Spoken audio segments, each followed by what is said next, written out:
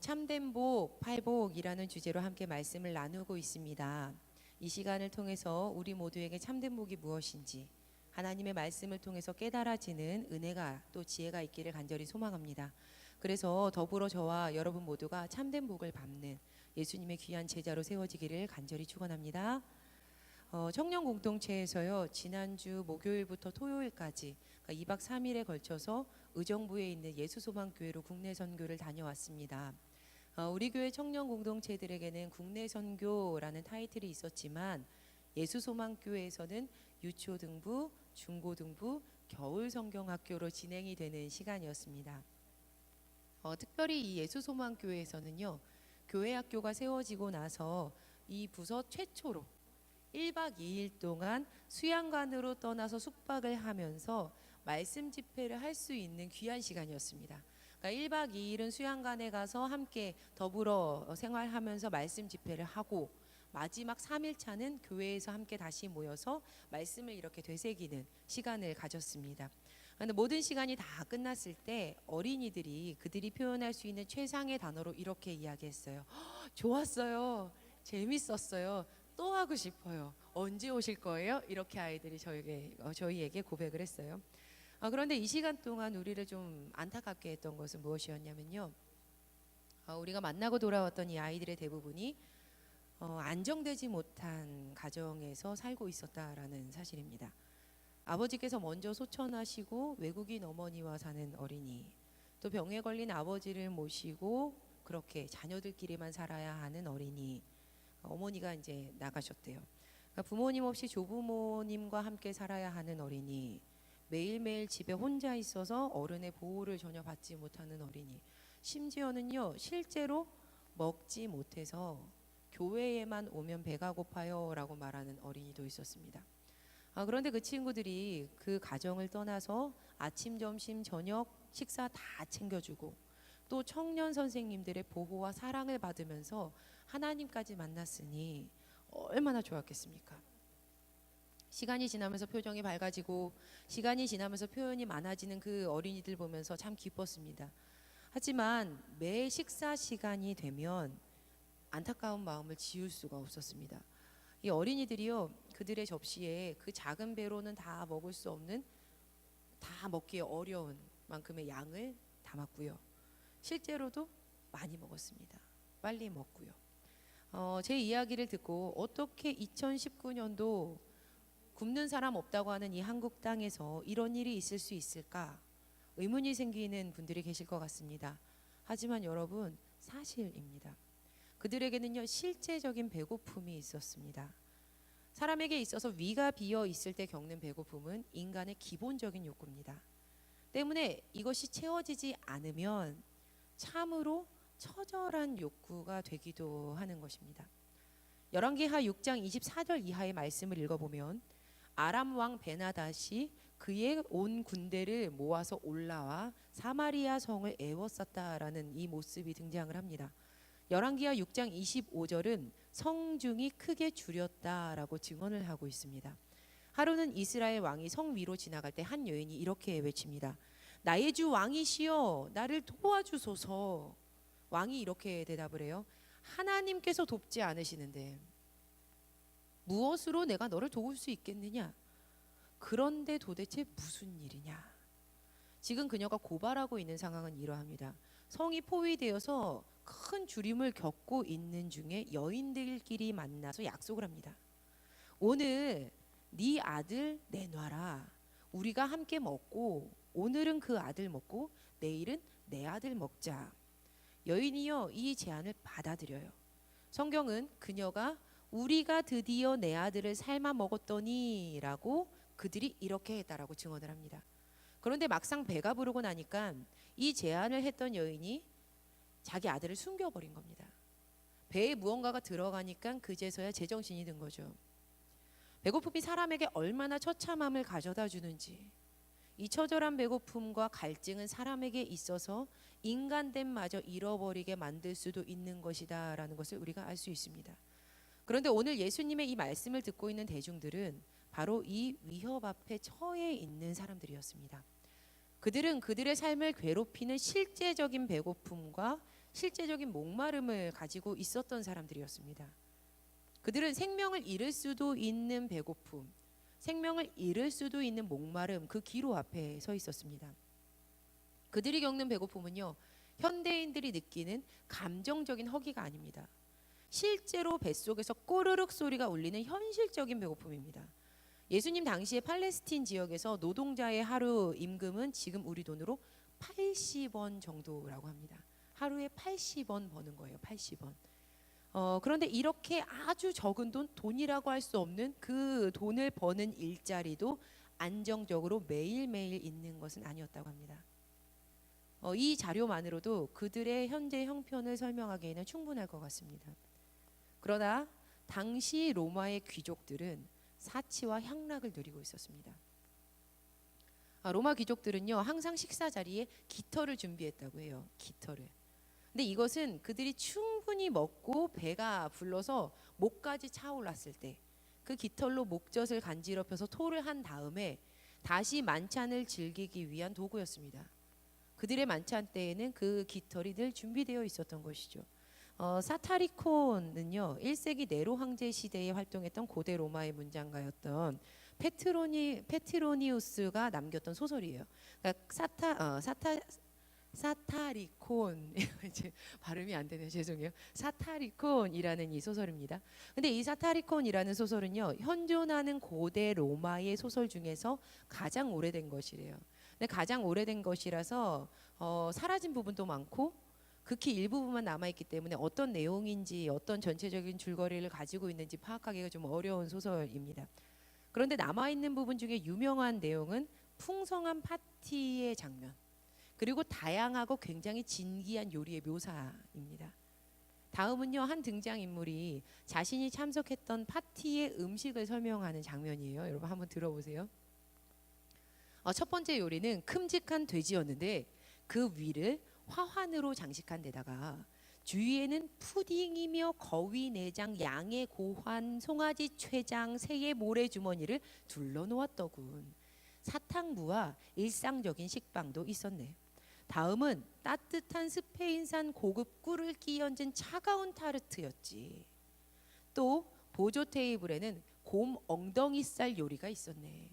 나는 좋기 1파운드는 먹었는데 꼭 산돼지 고기 맛이더군. 게다가 우린 크림치즈에 증류 포도주며 달팽이 튀김, 돼지곱창, 간, 계란, 순무, 겨자에다 포도주도 1갤런 했지. 설탕 케이크가 1바구니 나오길래 마구 집어 먹었고 훈제 베이컨은 돌려버려 보냈지. 여러분 지금 이렇게 들어도 굉장히 풍요롭죠. 하지만 그 반대편에는요, 전혀 다른 세상이 있었습니다. 같은 시간과 같은 공간이었음에도 불구하고 먹지 않으면 죽을지도 모른다라는 두려움을 겪은 사람들이 살고 있었던 거예요. 목마름 또한 마찬가지였습니다. 그때의 세상은 이 갈증을 해결하려면 반드시 시냇물과 우물에만 의존을 해야만 했습니다. 해갈이라는 것 자체가 쉽지 않은 것 중에 하나였던 겁니다. 때문에 그들은 모두 알고 있었습니다. 거기에 모여서 예수님의 말씀을 듣고 있는 대중들은 누구나가 다 알고 있었던 거예요. 죽음을 전제로 한 그 정도의 극한의 배고픔은 반드시 해결돼야 하는 거구나. 그 목마름은 반드시 해결되어야 하고 사라져야 하는 것이구나. 죽음을 직면한 배고픔과 그 목마름은요, 감성적인 어떤 것이 아닙니다. 반드시 해결되어야 할 종류의 것입니다. 한 번 더요. 반드시 해결되어야 할 종류의 것이 지금 예수님께서 말씀하고 계시는 그 말씀을 듣고 있는 대중들의 배고픔과 목마름이었다라는 겁니다. 그래서 예수님께서는 오늘 본문을 통해서 이처럼 현실적인 주림과 목마름에 갇혀 있는 그들에게 이렇게 선언하셨습니다. 마태복음 5장 6절 말씀입니다. 의에 줄이고 목마른 자는 복이 있나니 그들이 배부를 것이며. 의에 줄이고 목마른 이들이 배부를 것이다. 의, 줄이다, 목마르다, 배고프다, 목마르다, 배부르다. 이렇게 4가지로 한번 살펴보도록 하겠습니다. 의, 줄이다, 목마르다, 배부르다. 먼저 의는요, 헬라어로요, 디카이오슈네입니다. 디카이오슈네에는 3가지 의미가 담겨 있어요. 마태복음 5장 6절에서는 이 세 가지 뜻으로 모두가 다 해석이 가능하고 이 세 가지 의미를 모두 사용할 수 있으며 타당성도 뒷받침이 됩니다. 먼저 디카이오시네는요, 칭의를 의미해요. 칭의, 거룩하여졌다. 네가 구원받았구나, 너는 의롭구나라는 것이 칭의입니다. 그 의로움을 의미합니다. 또 바르게 생활할 때의 의롭다라는 바른 생활의 의미의 의를 말합니다. 마지막으로 믿음으로 마지막으로 정의를 표현할 때도 사용되는 단어입니다. 정의롭다 할 때 의롭다 이러잖아요. 이거에도 사용되는 단어입니다. 특별히 첫 번째 말씀드렸던 이 칭의는 구원이 열려지는 대문과도 같은데 의롭다, 그렇게 칭해진다라는 뜻입니다. 다시 한 번 더 설명드리자면 먼저 거꾸로 했던 것부터 다시 올라가겠습니다. 하나님의 정의에 대해서 배고프고 목마르고 바른 삶의 의, 즉 하나님 사랑하기 때문에 하나님께서 의롭게 살라고 하셨기 때문에 이타적인 봉사를 하고 사랑을 하고 용서를 드러내면서 바르고 의롭게 살아가는 그 정의로움, 그 의, 바른 의, 그것에 대해서 배고프고 목마르고 또 예수 그리스도를 통하여 살아가겠다는 믿음을 가졌기 때문에 의롭다고 여겨지는, 즉 구원을 허락받은 칭의에 대해서 배고프고 목마르고 라는 뜻으로 해석이 가능하다는 겁니다. 헬라어 디카이오시네는 이 모든 것들을 다 포함을 하고 있습니다. 그런데 이 모든 것들의 공통 분모가 있습니다. 바로 하나님이에요. 하나님의 정의, 하나님의 바름, 하나님의 구원, 하나님께서 의롭다고 칭해 주시는 그 구원, 이처럼 의가 가지고 있는 기본적이고 본질적인 의미는 바로 하나님 안에서라는 것입니다. 그러니까 하나님과의 바른 관계에서 의롭고, 바른 관계에서 정의롭고, 바른 관계에서 옳게 살아가고, 바른 관계에서 의롭다 칭해지는 구원을 받고, 그러니까요 모든 것이 다 하나님과의 바른 관계라는 공통 분모를 가지고 있다라는 것입니다. 그러니까 예수님께서는 이 모든 종류의 하나님의 의에, 하나님과의 바른 관계에 줄이고 목마른 이들이 복된 이들이다라고 지금 선언하고 계신 겁니다. 그렇다면 줄이다는요 헬라어 페이나오라는 뜻입니다. 이 페이나오는 굶주리다라는 뜻과 더불어서 열망하다라는 의미를 가지고 있습니다. 열망하는 거예요, 무언가에 대해서. 또 목마르다라는 헬라어는요 딥사오입니다. 그러니까 딥사오는요 목마르다라는 뜻과 더불어서 갈급해하다라는 의미를 가지고 있습니다. 그러니까 줄이고 목마른 이것은요 열망하고 갈급해하는 이라고 해석을 할 수 있다라는 거죠. 이제 중요한데요, 앞에서 제가 언급했던 그 신학자 바클레이라는 분이 있어요. 근데 신학자 바클레이가요 오늘 본문 말씀 마태복음 5장 6절에서 줄이고 목마른 이라는 부분에 중요한 문법적 요점이 있다라는 것을 밝히고 있어요. 이 신학자가 고전 헬라어에서는요, 성경이 쓰였던 고전 헬라어에서는 배고프다, 목마르다라는 동사 뒤에는요 통상적으로 속격의 목적사를 취하는 특징을 가지고 있다고 합니다. 그러니까 속격이라는 것을 쉽게 설명하자면요, 우리말에 누구누구의에 해당되는 거예요. 뭐 예를 들면 뭐 사람의 아들, 나의 것, 너의 것, 나의 집, 우리의 교회, 이거 할 때 뭐뭐의 있죠. 이게 속격인 거예요. 그런데 왜 고전 헬라어에서는 특별히 배고프다, 목마르다 이러한 문법적인 이러한 단어에는 꼭 문법적인 특징이 이렇게 취해지는 걸까? 왜냐하면 사람이요 아무리 배가 고파서 많이 먹는다 해도, 아무리 목이 말라서 많이 마신다 하더라도 세상의 모든 빵과 모든 음료를 다 먹고 마실 수는 없기 때문이라는 겁니다. 그러니까 사람이 먹을 수 있고 마실 수 있는 양이 한정돼 있다라는 거죠. 세상의 온 빵 중에 나는 오늘 빵을 하나 먹은 거예요. 세상의 모든 음료 중에 나는 오늘 물 한 잔을 마신 거예요. 그렇기 때문에 배고프다, 목마르다라는 고전 헬라어에서는 반드시 속격의 목적사를 취하는 것이 문법적인 특성이었다는 겁니다. 그런 것들이 그 안에 다 깔려 있었다라는 거예요. 그런데 우리가 놓치지 말아야 할 것은 이 배고프다, 목마르다라는 동사가요 직접 목적격을 취할 때라는 거예요. 직접 목적격이 배고프다, 목마르다라는 이 동사 뒤에 딱 갖다 붙으면 의미가 완전히 달라진다는 겁니다. 직접 목적격이 딱 붙으면요, 배부르고 목마른 사람이 그 목적격에 의해서, 만약 목적격이 빵과 모든 음료면요, 세상의 모든 빵, 세상의 모든 음료를 원한다라는 것으로 해석을 바꾸어서 읽어야 된다라는 거예요. 덧붙여 예를 들자면, 만약 헬라어 고전 헬라어에서 나는 빵을 먹고 싶어요, 나는 물을 마시고 싶어요, 나는 물을 마십니다, 빵을 먹습니다 라고는 문장 가운데 빵과 물이 직접 목적격으로 탁 사용이 되면요, 이것은 세상의 모든 빵을, 세상의 모든 음료를 이 사람이 원합니다 라고 우리가 해석을 해야 된다는 거죠. 그런데 여러분, 이 팔복의 말씀에서 하나님의 의, 우리가 살펴보았던 이 디카이오시네, 세 가지 의미가 있는 이 디카이오시네가 직접 목적격으로 사용됐다는 거예요.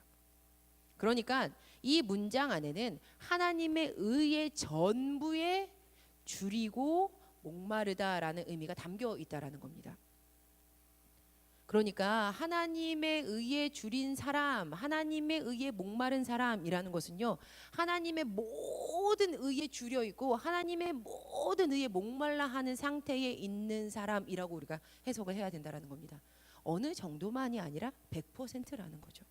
그런데 현대 사회에서요, 모자르다, 결핍됐다라는 것은요, 그렇게 썩 좋게 여겨지지 않아요. 배고프고 목마른 것은 굉장히 타부시 되는 것 중에 하나인 거죠. 모자라고 결핍된 것은요, 세상 가운데 겪어서는 안 되는 일 중에 하나로 우리가 생각을 합니다. 하지만 하나님 안에 거하여서 하나님의 전부에 대한 모자람과 결핍을 가지고 있는 것은요, 결코 타부시해야 될 일이 아닌 겁니다. 그것은요, 어리석은 행동이 아닌 거예요. 왜냐하면 없어져야 하나님 안에서 채워질 수가 있고요, 부족해야 하나님으로 말미암아 풍족해지는 것을 경험하기 때문입니다. 제가 방금 계속 말씀드렸던 이 신학자 윌리엄 바클레이가요, 그의 책 팔복 주기도문 해설에서요, 모든 삶에는 필히 세 가지 기간이 있다라고 이야기를 하고 있습니다. 첫 번째 기간은요, 다음과 같아요. 평온하게 사는, 단조로운 평범한 생활을 하는 기간이 있다는 거예요. 사실 제가 처음 이 부분을 이렇게 책을 이렇게 읽으면서 평온하고 단조로운 거, 이게 참 좋지, 그러니까 이게 제일 좋은 거라서 처음에 나왔구나 라고 이렇게 생각을 하면서 책을 읽었습니다. 그런데 이 바클레이가요, 그렇게 사는 그것은 사실 더 좋은 것을 알지 못하기 때문에, 무지하기 때문에 그저 평온하고 단조롭게 사는 것이라고 이야기를 합니다. 아무것도 알지 못하니 그냥 그 상태에 머무른다라는 의미라는 거죠. 그 기간이 있다는 거예요. 그런데 두 번째 기간이 있는데, 불만족감이 휘몰아치고 심지어 정신적인 고통까지 따르는 기간이 인생 가운데 있다는 거예요. 한마디로 말하면 배고프고 목마른 기간이 있다는 겁니다. 이것은 어떤 계기로 말미암아 자신의 삶 가운데 무언가 빠졌어요. 그리고 아직 확인되지도 않았고 알 수는 없지만 결핍된 그 무언가가 내 삶에 있다라는 깨달음이 올 때 바로 이 기간을 지나게 된다는 겁니다. 결핍이 깨달아지면요, 현재 삶의 불만족이 휘몰아치게 되는 거예요. 그리고 또 결핍을 알게 되면 심지어 그 일로 정신적인 고통 또한 따르게 된다는 겁니다. 여러분, 결핍을 다른 말로 하면요, 굶주림과 갈증이에요. 부족함을 깨닫는 거예요. 이 기간은 하나님과의 바른 관계에 대한 굶주림, 갈증, 하나님과의 의가 결핍되었음을 내가 서서히 깨달아가게 되는 기간입니다. 그리고 그 주림과 갈증은 마지막 기간으로 우리를 이끄는 원동력이 되는데, 세 번째 기간은 새로운 삶의 기쁨, 삶의 새로운 깊이로 들어가는 기간으로 우리를 이끕니다. 삶의 새로운 기쁨과 또 새로운 깊이로 들어가게 될 수 있는 이유는 바로 그 사람이 새롭게 발견된 욕구가 어디에서 충족될 수 있는지를 발견했기 때문이라는 겁니다. 마치 배고픈 사람이 밥집을 찾은 거예요. 목마른 사람이 음료수를 먹을 수 있는, 물을 마실 수 있는 곳을 찾아낸 거라는 겁니다. 그러니까 어디 가서 자기의 그 모자람과 부족함을 충족할 수 있는지를 깨닫게 되었을 때 새로운 삶의 기쁨과 삶의 새로운 깊이로 들어가게 된다라는 겁니다. 만약에 자기 안에 의가 없음을 깨달아서 굶주림을 느끼고 목마름을 느끼는 사람을요, 위에서 하나님께서 기다리고 준비해 놓으신 행복을 그가 찾게 되었을 때, 제대로 찾아 들어가게 됐을 때 반드시 채워지게 될 것이기 때문에 삶의 기쁨이 흘러나온다는 겁니다. 여러분, 마태복음 5장 6절로 돌아와서 본문에서 예수님께서 말씀하시는 것이 바로 이것입니다. 죽기까지 배고픈 사람이 음식을 찾는 것처럼, 목이 말라 죽어가는 사람이 물을 찾는 것처럼 의를 찾는 사람이 복이 있구나. 왜 그럴까? 마태복음 5장 6절에 의에 줄이고 목마른 자는 복이 있나니 그들이 배부를 것이미요 곧 그들이 실컷 먹어서 배부를 것이기 때문입니다. 저는 지금 그냥 배부를 것이다 라고 말씀을 그냥 이 성경 말씀대로 해석하지 않고요, 실컷 먹어서 배부를 것이다 라고 해석을 했습니다. 마지막 네 번째 배부르다는요, 콜타조예요. 콜타조. 근데 이 콜타조가요, 꼴을 먹어서 굉장히 배부르고 실컷 먹어서 풍부하게 공급해서 배부르고 채우다라는 뜻이 이 콜타조 안에 들어 있습니다. 이것은요, 처음에 동물들을 특별한 목적으로 살찌우기 위해서 그때 사용되는 표현했던 단어였습니다. 하지만 이 단어가, 콜타조가 사람에게 사용이 되면 좀 달라져요. 이 단어가 사람에게 사용이 되었을 때는 완전하게 물릴 정도로 무엇인가를 먹인다라는 의미가 이 안에 담겨 있습니다. 사람이요, 완전히 포만감이 채워져서 더는 무언가를 원하지 않을 정도의 만족함이 되었을 때 콜타조라는 거라는 거죠. 그러니까 우리가 지금 살펴보고 있는 제4복은 하나님의 의에 대해서 열망하고 목말라 하는 이들이 그 하나님을 찾아가는 세 번째 단계에 들어가게 됐을 때 이들이 물릴 정도로 실컷 먹고 완전히 포만할 정도로 배부른 축복된 존재가 된다라는 선언이 제4복에서 이루어지고 있다라는 겁니다. 마태복음 5장 6절에 말씀적으로 풀자면 하나님과의 바른 관계가 완전한 포만감을 줄 정도로 우리에게 배부름과 가람을 해결해주는 축복을 받은 존재로 세워준다라는 선포라는 거죠. 마태복음 5장 6절의 이 문장 또한 다른 복과 마찬가지로 최고의 축복, 행복한 사람, 이 마카리오스로 시작을 하고 있습니다. 반복해서 계속 설명드리지만 이 마카리오스의 복은요, 일시적인 복이 아니에요. 그리고 환경이나 상태로 규정될 수 있는 그러한 종류의 복이 아닙니다. 하나님과의 관계에서 오는 존재 상태의 복이에요. 그렇기 때문에 하나님께서 그분의 자녀에게 허락하신 복이 지금 나의 삶 속에서 벌어지고 있는 외부의 모든 사건, 모든 환경과는 무관하다라는 거예요. 마카리오스는요, 존재의 축복인데, 마카리오스라고 불리는 존재의 상태가 되면 세상 속에 살지만 사실은 세상과 무관한 복받은 사람으로 살아가게 된다는 것입니다. 또한 헬라어 원문으로 보면 팔복의 모든 말씀에는요, 동사가 하나도 사용되고 있잖아요. 동사가 단 하나도 사용이 되고 있지 않습니다. 오늘 본문도 마찬가지예요. 팔복의 말씀은 복이 있는 이들은 이러이러합니다 라고 설명하는 서술문이 아니라 다 감탄문으로 되어 있습니다. 와, 그렇구나, 이렇게 축복됐네, 이런 감탄문으로 되어 있다라는 거예요.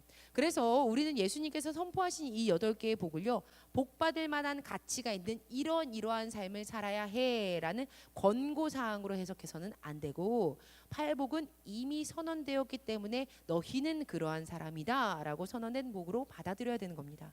그렇게 일컬어진 사람들이 이미 복되다라는 인정의 선언이라는 거죠. 지금까지 우리가 4가지를 통해서 이렇게 하나하나 살펴봤는데요, 이 모든 설명을 다 짜 맞춰봐서 마태복음 5장 6절을 엄격하게 해석하자면요, 다음과 같을 수 있습니다. 최고로 복된 존재, 모든 의에 대해서 총체적인 의를 위하여 굉장히 배고프게 열망하고 목마르게 갈급해하는 사람, 그 사람이 실컷 먹어서 배부를 것이다. 이렇게 이미 선포가 되었다라는 겁니다. 때문에 다시 한번 반복하지만 하나님 안에서 그 배부름을, 만족함을 얻은 이들에게는 모자람과 결핍이 결코 저주가 아니라는 거예요. 왜냐하면 하나님 안에서 채워질 것이고 이미 채워졌고, 부족했을 때 함께 하시는 그 하나님의 능력으로 말미암아 풍족해질 것이고 이미 풍족하기 때문입니다. 그런데 문제가 있어요. 그런데 문제는 배가 부르고 해갈되는 삶으로 완전히 들어가는 것에 큰 장애물이 있다라는 것입니다. 그것은 바로 그리스도인의 삶에 모자람이 없다는 거예요. 그리스도인들이 자신의 삶에 모자람 없이 살아간다라는 겁니다. 오늘 말씀의 근거에서 설명드리자면 하나님의 모든 의에 대해서 배고프게 열망하지도 않고 목마르게 갈급해하지도 않는다라는 것입니다. 이것이 문제입니다. 우리는 일반적으로 교회에 오랜 시간 동안 출석하여서 나오면 더 오랜 시간 신앙 훈련 받았기 때문에 더 깊은 신앙, 더 맛깔나는 소금, 더 고결한 빛이 된다고 생각을 합니다. 그런데 저는 어린 시절에 부모님의 손을 잡고 참석했던 그 부흥회에서 할아버지 목사님들이 걸걸한 쉰 목소리로 이렇게 말씀하셨던 것이 아직도 제 머릿속에 남아 있습니다. 도리어 교회 오래 다닌 오래된 교인 중에 묵은 닭들이 너무 많아. 그렇게 말씀하셨어요. 아직도 제 마음에 남아 있어요. 여러분, 어린 시절이었습니다. 제가 상황은 기억이 나지 않는데 어머니께서 부재하셨던 적이 있습니다. 기억나는 것은 단지 제가 큰 마음을 먹었다는 거예요. 결심을 했어요. 아버지에게 맛있는 음식 만들어서 대접해야겠다. 엄마 없으니 내가 요리 실력을 발휘해 보리라. 그래서 용돈을 탈탈 떨었습니다. 그러니까 돈이 얼마나 있나 동전을 하나 둘 셋 이렇게 세고 있는데 마침 반가운 소리가 들렸어요. 닭이 왔어요. 여러분, 과거에는요 트럭에 음식 싣고 광고하면서 물건 파시는 분들 되게 종종 많이 만날 수 있었어요. 그렇죠? 토마토 뭐 이런 거 있었잖아요. 근데 그때 딱 들린 거예요. 닭이 왔어요. 2마리 5,000원, 3마리 10,000원 뭐 이렇게 했어요. 반가운 소리에 제가 저거다 하고 총알같이 쏜살같이 달려나갔습니다. 그리고 제가 닭을 한 마리 샀어요. 그런데 참 이상했습니다. 왜냐하면 당시 제가 아무리 경제관념이 없는 초등학생의 나이였다 할지라도 이 닭이 싸도 너무 싼 겁니다. 그래서 제가 마음 한편에 신이 났죠. 와, 잘 샀다. 진짜 싸게 잘 샀다. 난 정말 진짜 정말 너무 감사해. 하나님 감사합니다. 정말 싼 값에 그 큰 닭을 샀으니까 이제 초등학생이 이제 신이 날 대로 신이 났어요.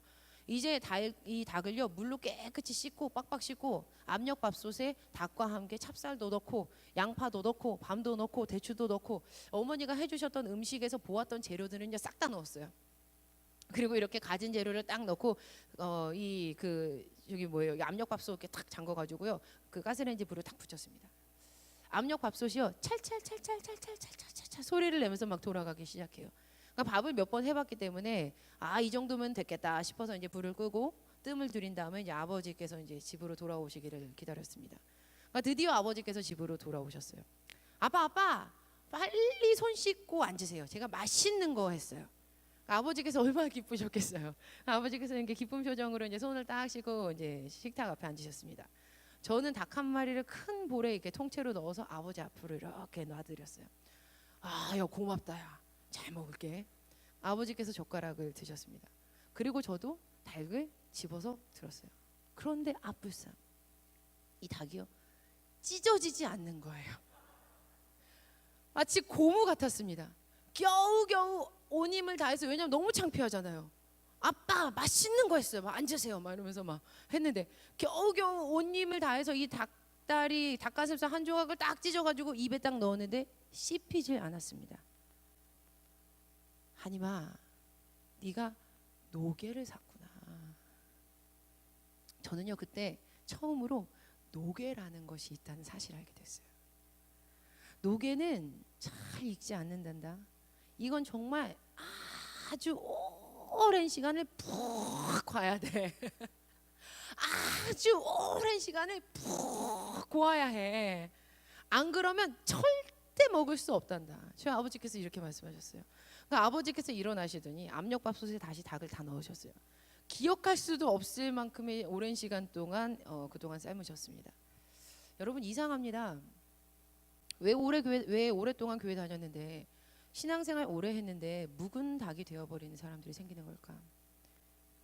저 또한 저를 포함해서 다른 이들의 이야기라고 생각하지 말고 우리의 이야기라고, 나의 이야기라고 생각하면서 이 질문에 대답해 봤으면 좋겠습니다.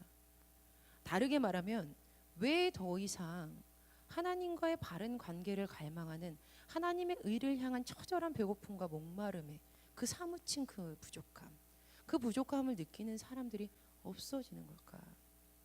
하나님의 의에 대해서 모자람이 전혀 없는 것, 하나님의 구원하심에 대해서 전혀 배고프지도 않고 목마르지도 않은 것, 하나님과의 바른 관계에서조차도 그거에 대해서 관심조차 하나도 없는 것, 바로 이것이요 우리를 배부름으로 갈 수 없게 만드는 장애물입니다. 이 상태는요, 아무도 아무것도 알지 못하는 그 어리석음에 빠져서 아까 그 신학자가 말했던 첫 번째 그 기간 단계, 평온하고 무언가 단조로운 것 같아 보이는 삶에 매몰되어 있는 것입니다.